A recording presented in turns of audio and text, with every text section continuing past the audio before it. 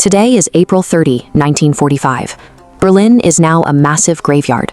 The Soviet Red Army is tearing the city apart, block by block.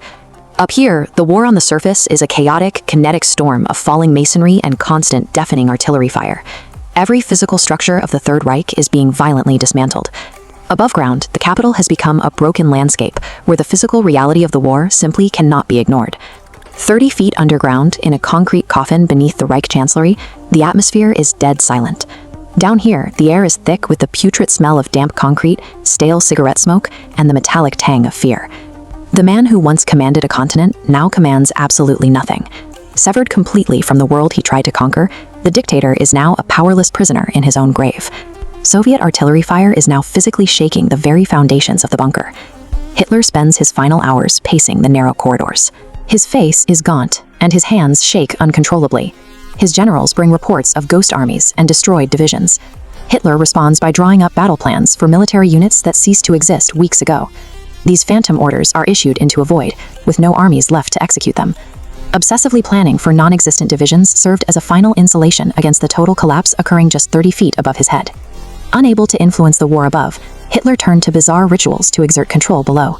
He summoned his inner circle to witness his marriage to Eva Braun.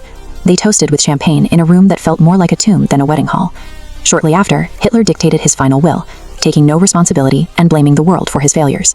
He began handing out cyanide capsules to his loyal staff as parting gifts. These rituals finalized the bunker's new purpose as a staging ground for a collective suicide mission. At 2 p.m., the final lunch is over. Hitler says his cold, detached goodbyes to his remaining secretaries and guards.